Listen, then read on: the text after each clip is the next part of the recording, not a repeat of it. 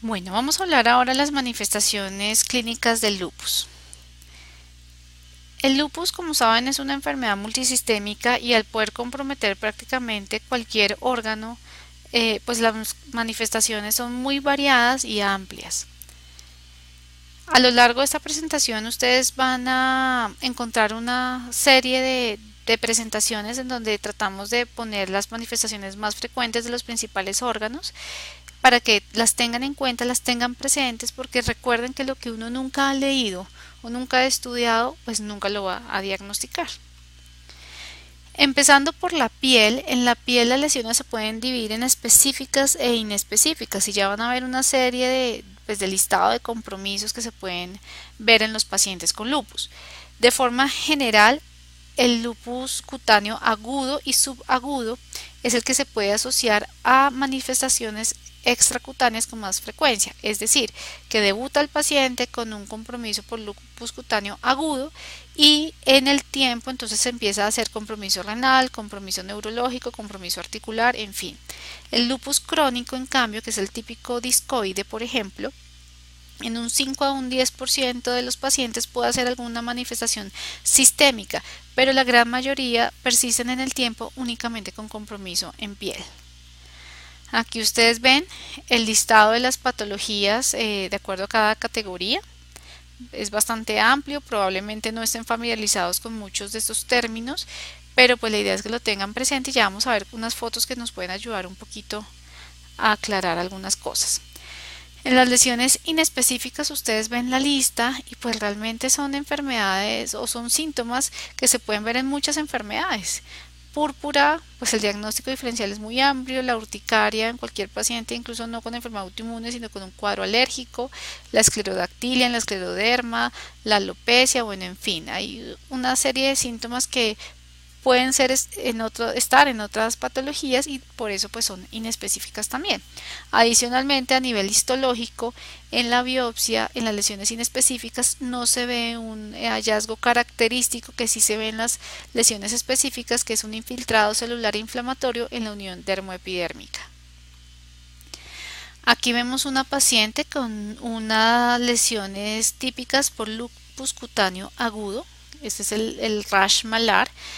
Se llama, pues ustedes lo saben, como alas en mariposa por la distribución que tiene, es como la imagen patognomónica de la enfermedad, pero pues las manifestaciones como han visto y van a ver, pues son bastante amplias. Si ustedes se fijan, corresponde a un área de piel que está inflamada, que está infiltrada, que está engrosada y respeta además los surcos narsogenianos y eso es algo muy importante porque nos ayuda a diferenciarlo de otras condiciones como la rosácea, como la dermatitis seborreica, por ejemplo. Aquí vemos otra paciente, acá son lesiones cutáneas subagudas, típicamente son simétricas, son superficiales, no dejan cicatriz, pueden comprometer el cuello, los hombros, el tórax, la espalda, la superficie dorsal de las manos, típicamente, es fotosensible usualmente y algunas veces se puede asociar también a unas lesiones mucho más gruesas que en placas con escamas muy parecidas a la psoriasis.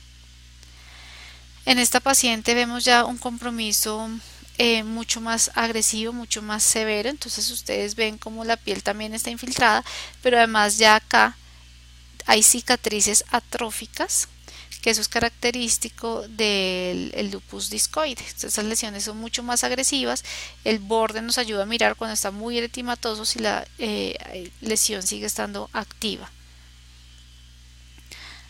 Aquí la alopecia, entonces ustedes ven diferentes tipos de alopecia que pueden presentar el paciente. Acá abajo, digamos, es como la imagen más típica o más que típica, más frecuente que de pronto vemos en la consulta. Y es el pelo lúpico, es un pelo delgado, hay un despoblamiento general del cuero cabelludo, pero el cuero cabelludo como tal está sano. Aquí ya vemos que hay lesiones en cuero cabelludo asociadas pues a la pérdida de los folículos pilosos y aquí ya un cuadro mucho más dramático que es también por lupus discoide en donde ustedes ven la pérdida completa del cuero cabelludo, pero además miren todas las cicatrices atróficas. Estas cicatrices pues nunca van a mejorar, y pues el paciente queda con una lesión estética bastante importante. Piensen en que la mayoría son mujeres jóvenes, ¿no? Fíjense aquí que tiene también lesiones en la piel. El lupus también se puede presentar con formación de ampollas y erosiones y con compromiso de mucosas. Igualmente acá podemos ver una paciente con una erupción generalizada muy similar a una necrosis epidérmica tóxica. Miren que tiene diferentes tipos de lesiones que comprometen mucosas también. En el dorso de las manos acá podemos ver lesiones también. Clásicamente, y eso es algo que pues vale la pena digamos tener en cuenta, es que en estas lesiones, si ustedes se fijan, algunas respetan la superficie articular tanto en metacarpofalángicas como interfalángicas proximales. ¿Por qué les hago énfasis en esto? Porque la dermatopolimiositis, especialmente la dermatomiositis, genera una lesión inversa. Típicamente compromete son la superficie extensora de las metacarpofalángicas y las interfalángicas proximales, con las lesiones que son conocidas como pápulas de Gottron. Este es un ejemplo del lupus profundus. Miren lo pues dramático que puede llegar a ser el compromiso. Es cutáneo, es profundo, puede generar pues atrofia y distrofia después. La biopsia revela una paniculitis lobulillar y si ustedes se fijan, pues miren las lesiones que puede generar y generar también una deformidad importante en el paciente. Esto obviamente es también un compromiso que no necesariamente es específico del lupus, y dentro de los diagnósticos diferenciales están incluso los linfomas como el linfoma de células T o la paniculitis también de otras causas, paniculitis por páncreas, la morfea también. Las úlceras orales entonces son otras lesiones que podemos ver, las lesiones en mucosas, como muchas veces no son dolorosas, el paciente puede que nos las refiera, entonces hay que explorar muy bien.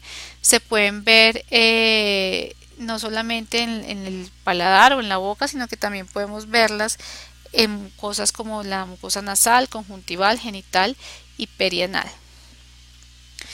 El lívido reticular, que es una, digamos, usualmente es una manifestación que se ve como una respuesta fisiológica al frío. Sobre todo las personas más blancas cuando se exponen al frío probablemente puedan ver este enmayado o este amoratamiento, digamos, en sus piernas, en sus extremidades inferiores, pero en algunos pacientes cuando persiste, a pesar de que se caliente la extremidad, cuando se presenta también en miembros superiores o cuando se presenta racemoso, es decir, que uno no puede definir así completamente el entramado, sino que se interrumpe frecuentemente y se ven racimos, hay que sospechar que estemos ante un lupus, una vasculitis o un síndrome antifosfolípido. Pasando a otros órganos, en la parte neurológica, pues la prevalencia es variable, pero es una prevalencia que no es despreciable. Todas las manifestaciones son inespecíficas. Aquí ustedes ven los síndromes neuropsiquiátricos definidos por el American College of Rheumatology y fíjense que pues son amplios y que pueden ver ustedes en muchas otras patologías. A nivel pulmonar igual, probablemente el pulmón encogido de pronto sea como uno de los más específicos de pronto del lupus, pero pues ustedes ven que todas las patologías que están en la tabla reflejadas se pueden ver en otras patologías, en otras enfermedades. A nivel musculoesquelético también, no solamente artritis o artralgia, que si bien es lo más frecuente, no es lo único, fíjense las otras manifestaciones que pueden presentar. En el caso de la artritis, el patrón es muy parecido al de la AR, es simétrica, de pequeñas articulaciones, poliarticular.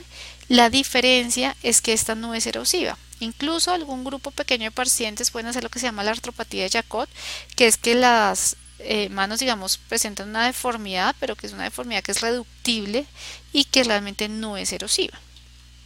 Aquí vemos a este paciente, por ejemplo, si uno mira las manitos del paciente, pues puede pensar también en una artritis reumatoide, pero cuando se miran las radiografías, a pesar de que se presenta esa desviación de las metacarpofalángicas, realmente no hay erosiones en las imágenes. La nefritis lúpica es una de las manifestaciones más frecuentes y una de las que también genera mayor morbimortalidad de nuestros pacientes. Aquí es súper importante estar atentos, estar monitoreando a los pacientes constantemente, buscando el compromiso riñón Y estos pacientes, a todos hay que hacerles biopsia renal porque es súper importante clasificar la enfermedad. El patólogo le debe reportar a uno la clase histológica y qué tanta actividad o cronicidad hay. Dependiendo de ese resultado, dirijo yo el tratamiento. A nivel cardiovascular, ustedes ven que también presenta manifestaciones importantes, hematológicas, gastrointestinal, ocular. Recuerden que el lupus es mucho más severo en hombres y no por el hecho de ser hombre significa que no pueda tener lupus, entonces tenerlo en cuenta. Y otro grupo importante son los ancianos, en quienes los síntomas a veces son un poco diferentes, pueden hacer más compromiso de serosas, muscular, también hematológico, y en ellos puede que se demore un poquito más realizar el diagnóstico. El lupus neonatal es algo muy importante que tienen que tener en cuenta. Lupus neonatal significa que una paciente con lupus se embaraza y durante el embarazo su hijo puede padecer manifestaciones de lupus. Aquí ustedes ven las más frecuentes. No significa que el hijo de esta mamá vaya a tener lupus en el futuro, simplemente es que durante el embarazo hay un paso de autoanticuerpos, específicamente del anti-Ro y anti-La, en la circulación de la circulación materna, la circulación fetal a través de la barrera fetoplacentaria, y esos autoanticuerpos que son de la mamá y están en el bebé son los que van a producir los síntomas en el bebé. ¿Eso qué significa? Que el bebé, mientras tenga estos autoanticuerpos en su circulación, puede padecer las manifestaciones, es decir, durante todo el embarazo y durante incluso el primer año de nacimiento. Recuerden que ya hacia el noveno, bueno, probablemente no lo han visto todavía, pero lo van a ver en pediatría, después del noveno mes ya el bebé empieza a madurar más su sistema inmunológico y empieza a formar sus propios autoanticuerpos. Antes ha tenido los de la mamá. Entonces todo este tiempo es importante estar vigilando a la paciente embarazada. Siempre tenemos que tener presente en la paciente que puede embarazarse o que está embarazada los niveles del ROI y LA, porque si son positivos hay que estar atentos y hay que hacer una vigilancia especial de ese embarazo. La complicación más temida de estos pacientes es el bloqueo cardíaco de primero, segundo o de tercer grado, y pues esto genera realmente es muerte fetal intrauterina o, repito, incluso en el primer año de nacimiento del bebé. El lupus inducido por medicamentos es también otra patología que se puede presentar. Entonces son pacientes que, de acuerdo a la exposición que han tenido a ciertos medicamentos, pueden desarrollar la enfermedad. El diagnóstico aquí ya no se hace por anti-NA de doble cadena, sino que ellos tienen anti-NA de cadena sencilla y antihistonas, y hay una serie de medicamentos que se han descrito ya asociados con una, digamos, evidencia clara respecto a la asociación etiológica entre la exposición al medicamento y la presentación del lupus. En estos pacientes la exposición puede ser variable desde una exposición reciente de un mes hasta incluso varios años después. Entonces también tenerlo en cuenta, y obviamente si uno tiene un paciente con lupus, pues debe limitar en lo posible la utilización de estos o el uso de estos medicamentos que pues pueden asociarse con una mayor recaída o severidad de la enfermedad.